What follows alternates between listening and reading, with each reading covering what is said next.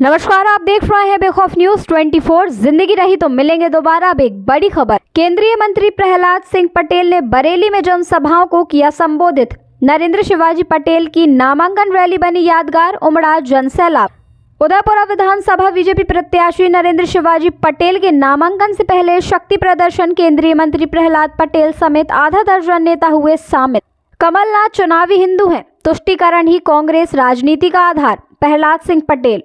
जी आज गुरुवार को उदयपुरा क्षेत्र से बीजेपी प्रत्याशी नरेंद्र शिवाजी पटेल ने शुभ मुहूर्त में नामांकन दाखिल किया। वरिष्ठ नेताओं और हजारों समर्थकों ने बीजेपी का माहौल बीजेपीमय कर दिया। कार्यकर्ताओं और नेताओं का जोश नगर की सड़कों पर लगातार दिखाई देता रहा।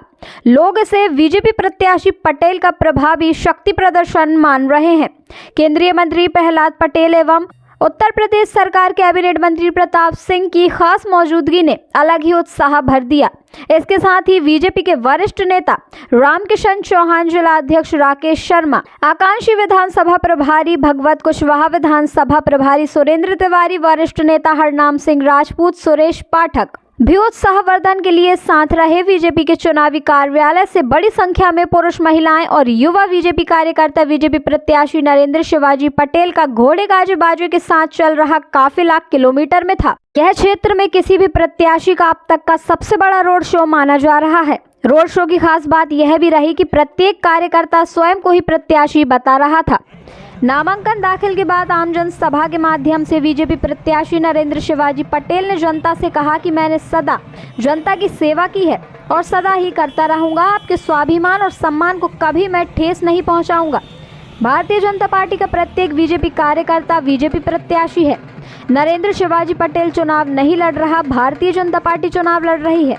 उदयपुरा विधानसभा क्षेत्र में विकास की नई इमारत लिखेंगे आप सभी के आशीर्वाद से। केंद्रीय मंत्री प्रहलाद पटेल ने बीजेपी कार्यकर्ताओं और भारी जन समुदाय को संबोधित करते हुए बीजेपी की सभी वर्गों के कल्याण और विकास की नीति पर प्रकाश डाला और कहा कि कमलनाथ स्पष्ट करें कि वे राम को क्या मानते हैं, क्योंकि उनकी पार्टी कांग्रेस ने तो राम और राम सेतु दोनों के अस्तित्व को नकार चुकी है।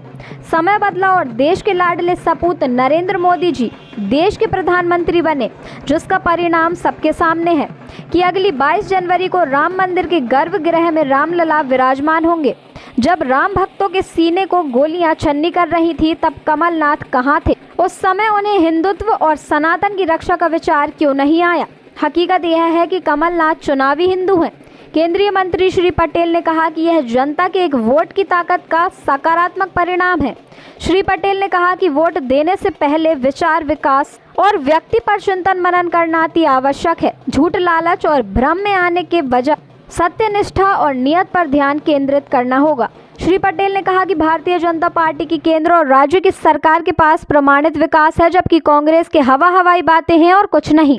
वह जाति और संस्कृति के अपमान की तुष्टीकरण की राजनीति में उलझकर वोट हथियाना चाहते हैं। कांग्रेस की मंशा स्पष्ट है, जो सबको दिखाई दे रही है। महिला सशक्तिकरण, बेटी बचाओ बेटी पढ़ाओ और पीएम आवास योजना महज योजना या घोषणाएं नहीं है, बल्कि जमीनी तौर पर इनसे अंतिम व्यक्ति लाभान्वित हुआ है।